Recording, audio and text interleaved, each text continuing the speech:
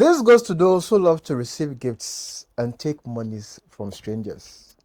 On today's episode, a gentleman shares his life story on how he made money out of giving free gifts and free money to strangers in exchange for your destinies. Let's go and watch the details. Hi, OJ. Few years ago, I used to work as a drug smuggler, smuggling drugs into different countries. I started this job after I had no luck finding a proper job. I failed at school, so I quit in secondary school and joined an illegal gang that smuggled drugs.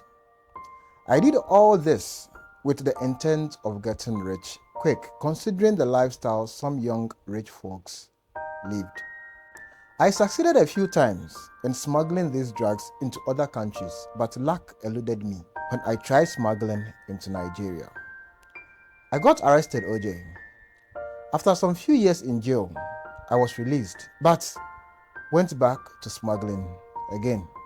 Luckily for me, my first two operations brought me luck with very good amount of money.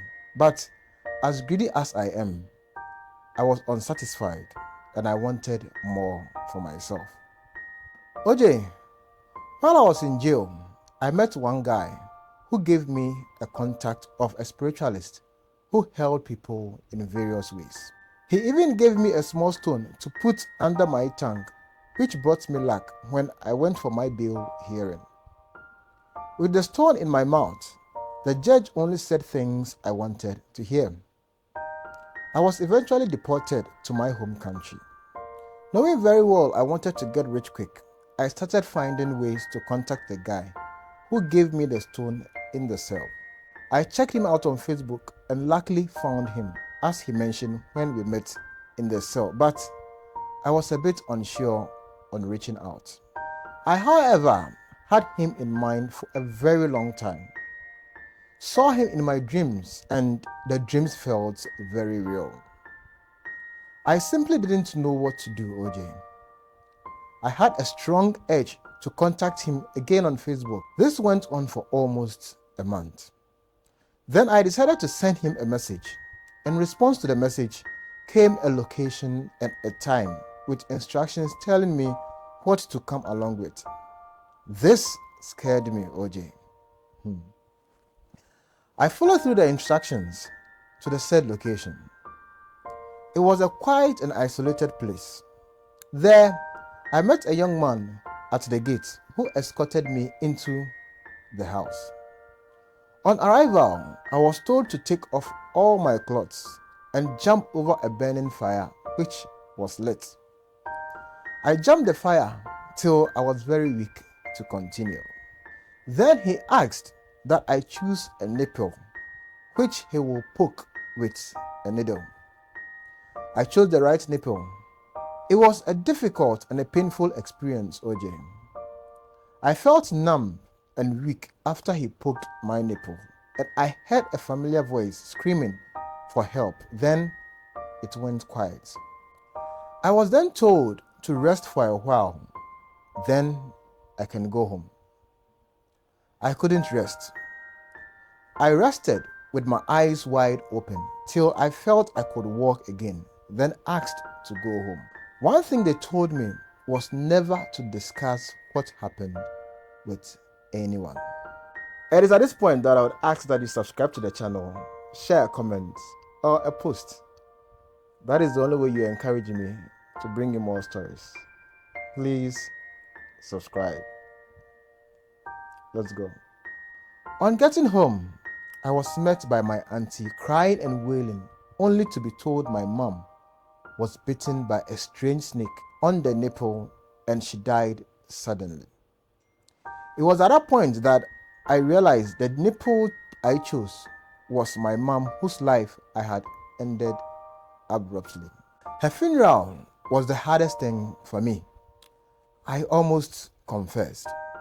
OJ, a few weeks after my mom's burial, I received an instruction on my phone to go to my mom's grave exactly at midnight and that there was a gift waiting for me. I arrived at the grave to see a huge bag, almost the size of a coffin, filled with money. There and then, another instruction came through with options.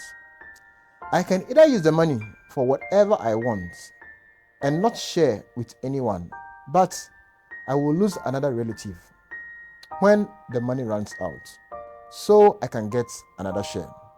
Or I can give it out to total strangers randomly by giving to people I meet on the street. This will redirect the sacrifice to them, meaning when the money I gave them runs out, death will come into their house. I couldn't afford losing another family member, OJ, so I chose the second option. I counted the amount I wanted to give out in 2 different bags and went out. I became a giver and a community hero. I gave to people randomly and attended events like weddings and naming ceremonies just to give. I gave randomly and also bought food and clothes for others.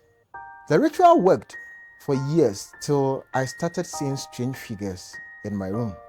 It was upon enquiry that I was told they were shadows of the people who have died as a result of the monies I gave to them. I almost went crazy, OJ. I lived with those shadows who made so much noise that I sometimes had to drive out of my own house. OJ, I am tired of this life. I want to live a normal life. I have tried contacting the Facebook account, but to no avail. The account is no more. Please help me, OJ. Click on this video for more on how she was abused by a pastor.